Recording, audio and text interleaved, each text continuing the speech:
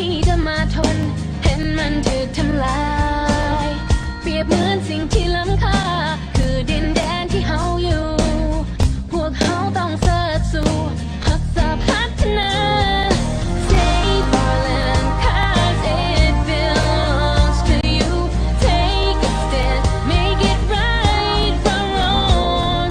Stop the taking let start giving Let it be a part of your life เฮามาเที่ยวลาวมาลิ้นน้ำกันมาสร้างสรรค์ให้ประเทศเฮาให้ก้าวไปให้โลกได้รู้ว่าเฮาแม่นไผแม่น้ำของเสื่อมต่อไว้ให้หัวใจเฮาเป็นน้ำกันประเทศลาวคืออัญมณีแห่งแม่น้ำของ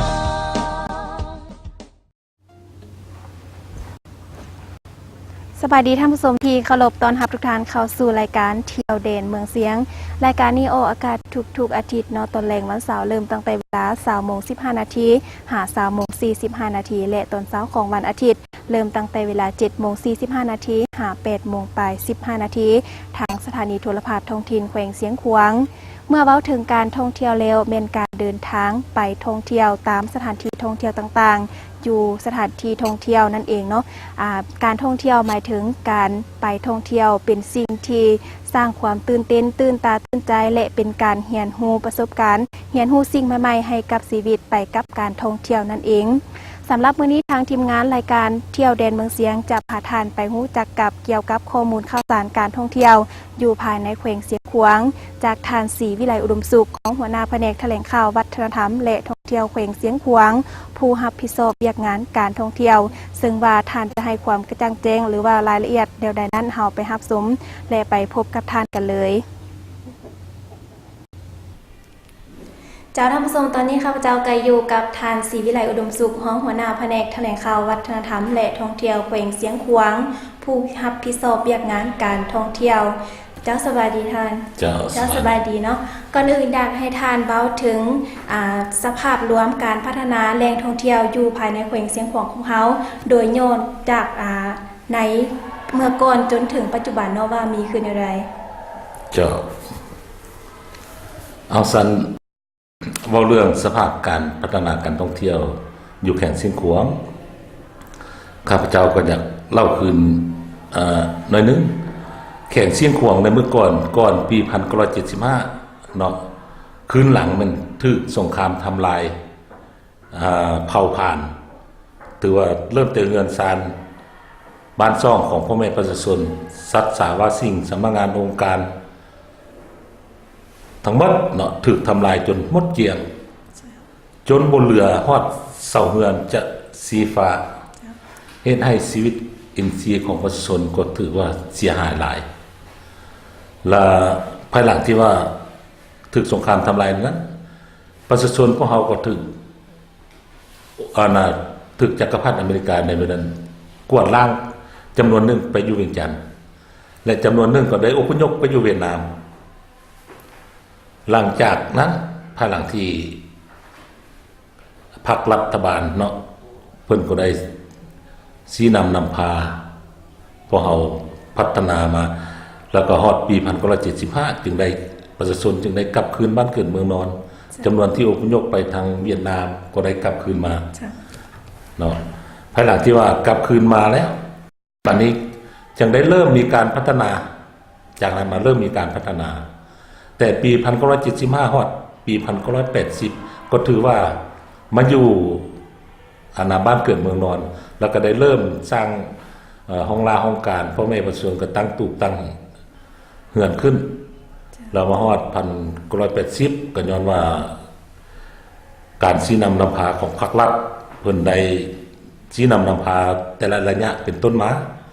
และเฮ็ดให้ว่าการพัฒนาอยู่ในแขวงเสียงขวางนี่มีการพัฒนาทุกด้านนั่นแหละคันสิว่านะเนาะแล้วค่อยมีการเติมใหญ่ขยายตัวและเรื่องงานท่องเที่ยวและพร้อมนั้นเรื่องงานท่องเที่ยวนี้ก็ได้รับการพัฒนาค่อยมีการขยายตัวขึ้นเป็นลำดับเนาะ อยากให้ท่านให้ความกระจ่างแจ้งเกี่ยวกับสถานที่ท่องเที่ยวอยู่ภายในแขวงของพวกเราเนาะว่ามีจักแหล่งมีจักประเภทและก็แหล่งใดที่ขึ้นบัญชีแล้วแหล่งใดที่ว่ายังบ่ทันได้ขึ้นเทื่อถือว่าปัจจุบันนี้อยู่ในเขตเชียงของพวกเรานี่ถือว่ามีสถานที่แหล่งท่องเที่ยวอยู่3ประเภทเนาะจะมีท่องเที่ยววัฒนธรรมธรรมชาติประวัติศาสตร์และรวมทั้งหมดที่พวกเราได้เก็บกรรมสถิติแล้วมีอยู่172แห่งถือว่าได้ขึ้นทะเบียนเนาะ172แห่งแต่ว่าการเปิดบริการให้นักท่องเที่ยวได้ไปเที่ยวชมมีพบเพียงแต่42แห่งในนั้นแหล่งท่องเที่ยวธรรมชาติ12แห่งแหล่งท่องเที่ยวประวัติศาสตร์12แห่งและแหล่งท่องเที่ยววัฒนธรรม18แห่งและแหล่งท่องเที่ยวต่างๆนั้น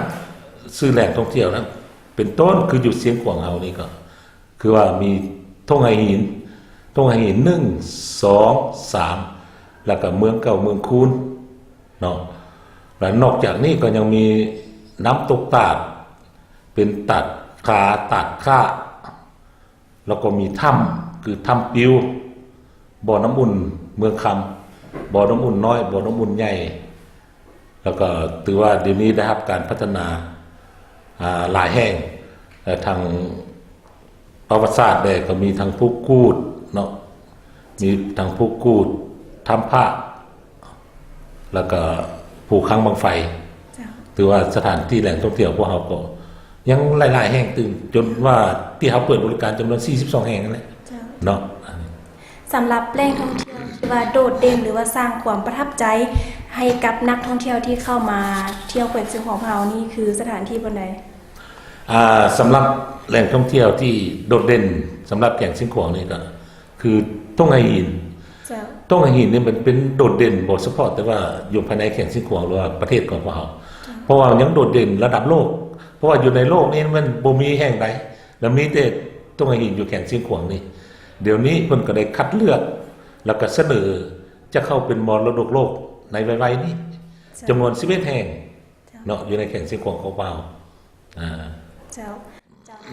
ท่านใดที่ว่ามาท่องเที่ยวแขวงเสียงขวางเนาะถ้าบ่มาเห็นทุ่งหหินถือว่าบ่ฮอดแขวงเสียงขวางเนาะเจ้าถือว่าเฉลี่ยแล้วในปีนึงนี้มีนักท่องเที่ยวเข้ามาแขวงของเฮานี่หลายปานใด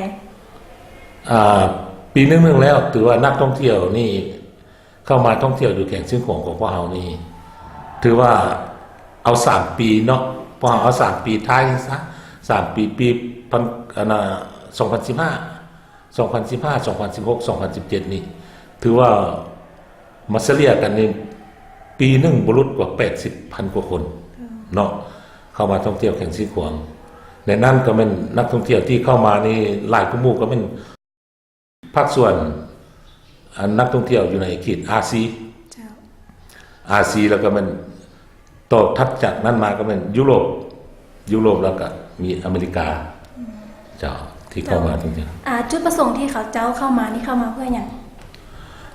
จุดประสงค์เขาเจ้านักท่องเที่ยวเข้ามาแข่งเชียงขวางนี่ก็มีหลายจุดประสงค์อยู่จุดประสงค์อันที่1ก็มันมาศึกษาเรียนรู้เรื่องวัตถุโบราณอันเก่าแก่คือต้งไฮหินเฮานั่นแหละเพราะมันยังเป็นปริศนาอยู่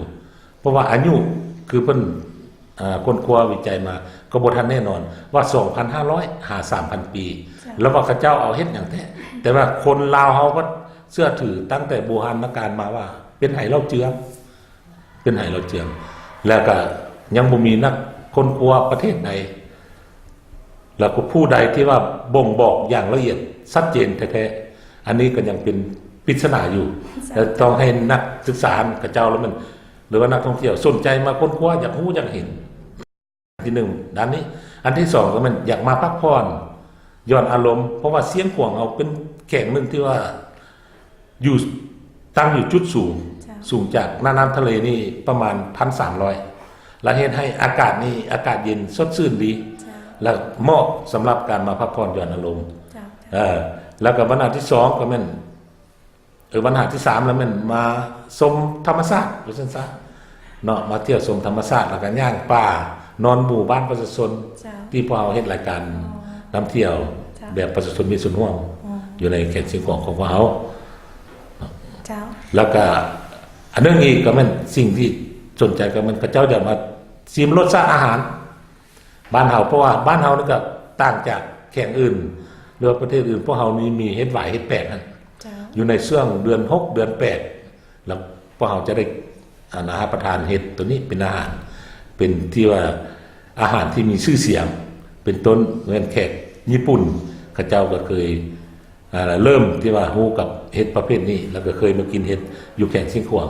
ของพวกเฮาเนาะเจ้าเนาะเพื่อตอบสนองความสะดวกให้แก่นักท่องเที่ยวทางด้านโรงแรมเงินพักทางด้านอาหารทางของพวกเฮาเนาะได้มีความพร้อมหรือว่าได้มีการหาการเกี่ยมกันอยู่ได้บ่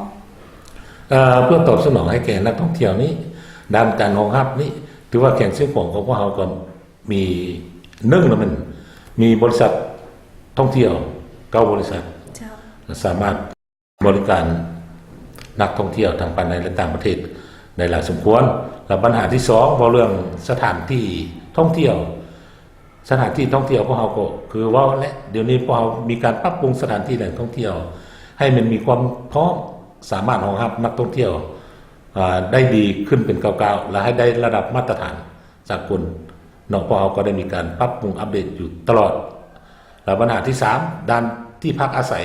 เป็นต้นโรงแรมเมืองพักอาหารกินดื่มพวกเราก็มีความพร้อมว่าเดี๋ยวนี้โรงแรมพวกเรานี่ก็มีอยู่18แห่งแล้วเนาะและเรือนพักนี่ก็มี106แห่งถือว่าแต่ละคืนนึงแข่งซิ่งของพวกเรานี่สามารถรับแขกได้ประมาณ 3,000 กว่าเตียงเจ้าอันนี้ก็ถือว่าด้านการรองรับและนอกจากนี้ถือว่าพนักงานพวกเราพนักงานการต้อนรับพวกเราก็ได้มีการฝึกอบรมเรื่องการต้อนรับเป็นแม่บ้านเป็นเจ้าบ้านที่ดีพิเศษแล้วมันถือว่าปี 2018 นี้พวกเราก็ได้มีการฝึกอบรมให้แก่พนักงานที่ประกอบการด้านธุรกิจตัวนี้ถือว่าอยู่ใน4วิชาเนาะวิชาการต้อนรับแม่บ้านปรุงแต่งอาหารแล้วก็การตลาดอย่างนี้พวกเราได้ฝึกได้พนักงานที่มาเรียนแล้วสำเร็จไปแล้วประมาณ180 กว่าคน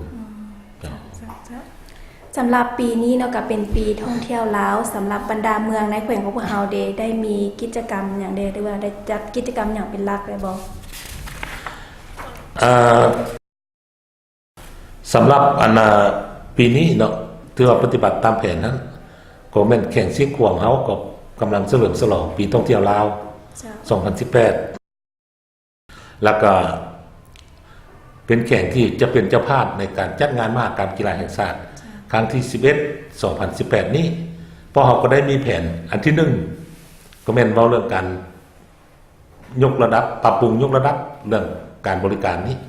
พนักงานบริการนี้ให้มันดีขึ้นแต่ละก้าวอัน2ก็แม่นสถานที่แหล่งท่องเที่ยวปัจจุบันนี้พวกเราก็ได้มีการปรับปรุงตัวอย่างคือว่าต้องให้พวกเราก็ได้ปรับปรุงเดี๋ยวนี้ก็กำลังที่ว่าจะเฮ็ดร้านกาแฟให้ห้องรับแขกอยู่ในเขตดังกล่าวแล้วก็จัดสวนดอกไม้เนาะให้นักท่องเที่ยวได้มาเที่ยวชมแล้วก็ได้ถ่ายภาพอย่างสถานที่การท่องเที่ยวเมืองคูนพวกเราก็ได้มีการปรับปรุงปฏิสังขรณ์พระธาตุฝุ่นสิมเพียวัดและทั้งเมืองค้ำคือถ้ำปิวพวกเราก็ได้มีการปรับปรุงสิ่งอำนวยความสะดวกด้านต่างๆอยู่ในเขตเมืองค้ำเนาะถือว่าก็สำเร็จเกือบ100%แล้วและนอกจากนี้ก็ยังมีบนอื่นๆที่พวกเราก็ค่อยปรับปรุงโดยการระดมทุนจากภาคธุรกิจภาครัฐและก็ทุนจากสากลที่ได้ให้การช่วยเหลือแก่พวกเขาเนาะในน้ำท่านเป็นผู้รับผิดชอบงานการท่องเที่ยวเนาะท่านอยากเรียกร้องมายังแขกทางภายในและต่างประเทศมีส่วนร่วมใดๆในการปกปักรักษาและพัฒนาแหล่งท่องเที่ยวในนามข้าพเจ้าเป็นผู้รับผิดชอบงานนี้ก็เสนอให้แก่บรรดาทุกสังคมอยู่ในสังคมเป็นต้นก็คืออยู่แข่งเสียงขวางของพวกเขากระทั่งนักท่องเที่ยวและจงพร้อมกันที่ว่าให้ปกปักรักษาอันที่1ก็เว้าเรื่องว่าปกปักรักษาฮีตของประเพณีอันดีงามของชาติลาวเฮานี่นะของประชาชนในท้องถิ่นเฮานี่ให้มีความยืนยงเพราะว่า ปัจจุบันนี้นักท่องเที่ยวต่างประเทศแต่เรื่องเทียบใส่ว่าการท่องเที่ยวแบบเจริญแบบอันนั้นถือว่าเขาเจ้ามีความก้าวหน้าหลายเขาเจ้าสูงแล้วมีแต่ว่าเดี๋ยวนี้ลาวเฮานี่ต้องเป็น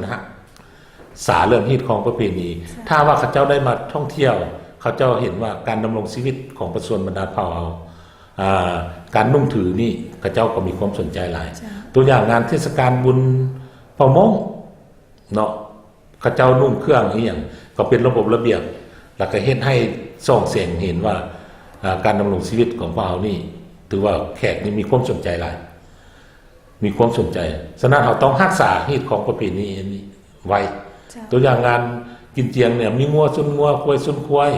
นุ่นโยนหมักคอนนี่อย่างต่างๆอันนี้เป็นนักท่องเที่ยวนี่โอ้มีความสนใจหลายแท้ๆจะบอกว่าเทียบใส่อันอื่นๆแหละแล้วเราก็จะบ่ทอเขาเจ้าเนาะแล้วก็วิธีดำรงชีวิตของประชาชนเผ่าอยู่ในเขตท้องถิ่นเขาเจ้าก็ยังเฮ็ดแบบดั้งเดิมเนาะเฮ็ดให้เฮ็ดนาเฮ็ดอย่างอาหารการกินไปท่องเที่ยวให้เขาเจ้าได้ไปสัมผัสตัวจริงกับชาวบ้านเขาเจ้าก็มีความสนใจฉะนั้นว่าเฮียคองให้เมื่อทุกภาคส่วนนี่เป็นเจ้าการนำการทั้งหมดอยู่ในสังคมนี่ปกปักรักษาทางด้านนี้ของประเพณีปกปักรักษาธรรมชาติสัตว์สาวาสิ่งอันนี้ให้เอาใจใส่เป็นพิเศษแท้ๆเฮียคองให้เพราะว่าเดี๋ยวนี้ต่างประเทศเพิ่นก็บ่อยากเห็นแล้วอันว่าไปบ่อนใดแข่งในเมืองใดแล้วเห็นแต่สัตว์ที่ว่าเขาไปล่ามานะอันนี้ถือว่าขอเฮียคองให้ทุกสังคมนี่ช่วยปกปักรักษาและก็ปกปักรักษาสภาพแวดล้อมตัวอย่างขี้เหงื่ออีหยังต่างๆทิ่มสะทิ่มทรายตามเส้นทางผ่านไปแต่ละแข่งแต่ละเมืองนี่ครับพระเจ้าก็เห็นว่าโอ้ยังมีความเปื้อนเปื้อนหลายตัวนี้เราต้องได้เฮียคองให้ทุกสังคมนี่เป็นเจ้าการนำกันว่าการทิ่มขี้เหงื่อให้เป็นจุดเป็นอย่างนอกกำหนดละเอียดกันแน่อันนี้อย่างเฮียคองคือเดี๋ยวนั้นและนักท่องเที่ยวหลักเรียกร้องให้นักท่องเที่ยวทั้งภายในและต่างประเทศนี้จงเข้ามาท่องเที่ยวแข่งชิงขวงของพวกเรานี่ให้มันหลายแล้วก็เป็นเจ้ากี้เจ้าการนำกันเพื่อศึกษาให้คนเรานี่รู้ได้ความหมายความสำคัญเรื่องการอนุรักษ์ด้านต่างๆนี่ให้คือกับต่างประเทศนั่นแหละเนาะเจ้าท่านผู้ชมที่แพงที่ทานทับสมพันธ์ไปแล้วนั้นการแมนการให้ความกระจ่างแจ้งจากทานศรีวิไลอุดมสุขของหัวหน้าแผนกแถลงข่าววัฒนธรรมและท่องเที่ยวแขวงเสียงขวางผู้รับผิดชอบเวียกงานการท่องเที่ยวซึ่งทางกายฮูเกี่ยวกับประวัติการท่องเที่ยวตั้งแต่เมื่อก่อนจนถึงปัจจุบันนั่นเองเนาะนับว่าเป็นความภาคภูมิใจเป็นอย่างยิ่งที่แขวงเสียงของพวกเราได้รับเกียรติเป็นเจ้าภาพในงานมหกรรมกีฬาแห่งชาติครั้งที่11ที่แขวงของพวกเราจะจัดขึ้นในท้ายปีนี้ติดพันกับบุญเข้าไก่น้อยซึ่งจะจัดขึ้นในระหว่างวันที่5หาวันที่8ของเดือนพฤศจิกายนปี2018นี้เช่นเดียวกันและในโอกาสนี้ทางทีมงานของพวกเราก็ขอเชิญชวนแขกทางภายในและต่างประเทศเข้ามาเที่ยวชมแขวงเสียงของพวกเราซึ่งแขวงเสียงของพวกเราเป็นแขวงวีระสนเป็นแขวงที่มีอากาศสดใสเป็นแขวงที่สวยสดงดงามเป็นแขวงที่มีภูเพียงกว้างใหญ่อากาศสดใสภูกุดมีไซทงไหหินลือน้ำสาวงามเมืองพวนเขาไก่น้อยหอมหวนนกแอ่นน้อยเนื้อนวลส่วนเที่ยวสมดินเด่นบีระสนคนอาจหารและเอาในโอกาสนี้ก็ต้องขอบใจนอกจากท่านศรีวิไลอุดมสุขที่มาให้ความกระจ่างแจ้งจากรายการของพวกเราขอให้ท่านจงมีสุขภาพแข็งแรงและสีนำเรียกงานให้เจริญรุ่งเรืองขึ้นไปเรื่อยๆเนาะจากท่านผู้ชมมาข้อนี้ทางรายการของพวกเราใกล้จะหมดเวลาลงแล้วขอบใจทุกท่านที่ให้เกียรติติดตามรับชมรายการซึ่งว่าในอาทิตย์ต่อไปทางทีมงานของพวกเราจะพาท่านไปรู้จักกับสถานที่ท่องเที่ยวอยู่แห่งใดนั้นต้องติดตามรับชมในอาทิตย์ต่อไปเนาะสำหรับมื้อนี้ผู้ดำเนินรายการพร้อมกับทีมงานรายการเที่ยวแดนเมืองเสียงก็ต้องขอลาท่านผู้ชมไปก่อนสบายดี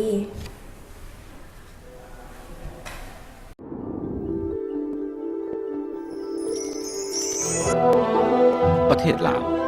เป็นดินแดนที่สวยงามอุดมสมบูรณ์ไปด้วยธรรมชาติที่หลากหลาย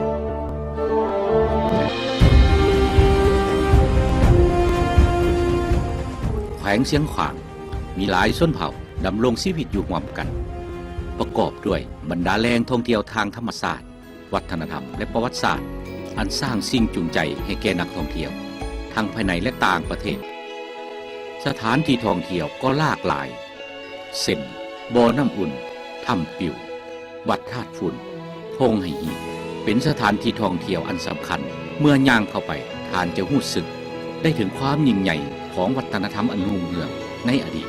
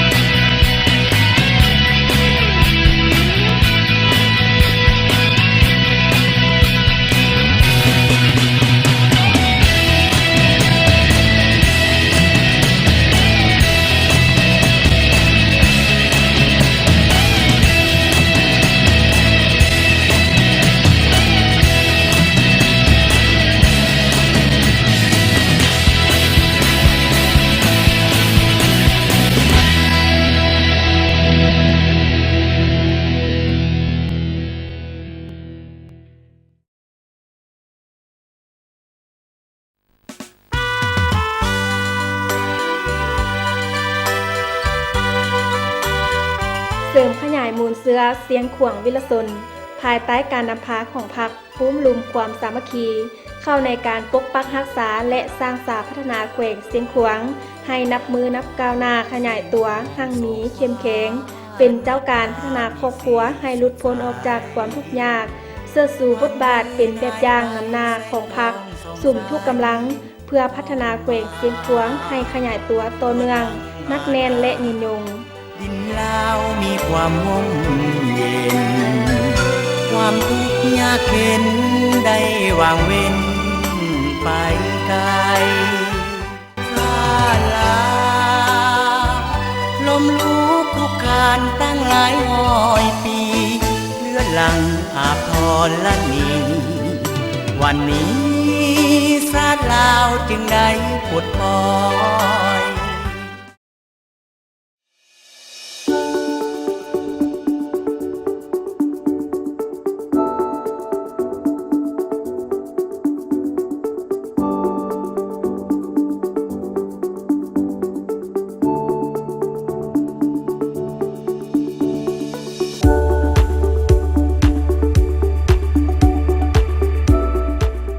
พัฒนาการท่องเที่ยวให้มีความยืนยงตามทิศส่งเสริมการท่องเที่ยวธรรมศาสตร์ประวัติศาสตร์และวัฒนธรรม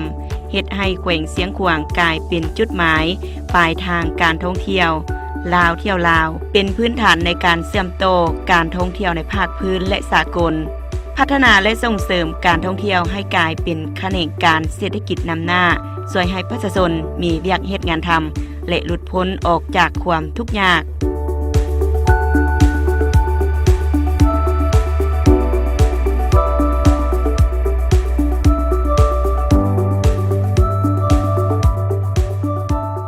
ยินดีต้อนรับนักท่องเที่ยวทางภายในและต่างประเทศที่มาท่องเที่ยวและเยี่ยมยามแขวงเสียงขวางในโอกาสปีท่องเที่ยวลาว 2018 อย่างสุดใจ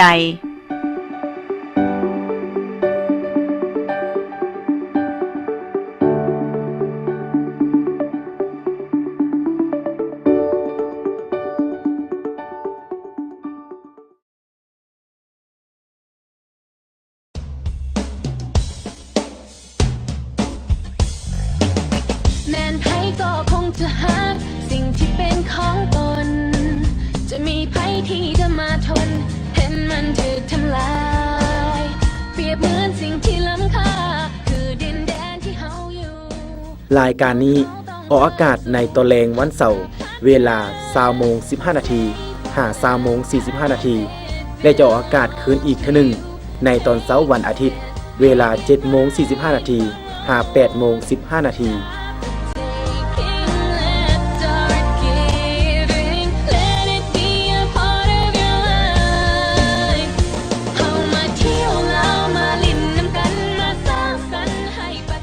รายการนี้จะนำพาท่านผู้ชมไปรู้จักกับแหล่งท่องเที่ยวทางด้านประวัติศาสตร์ธรรมชาติและวัฒนธรรมอยู่แขวงเสียงขวาง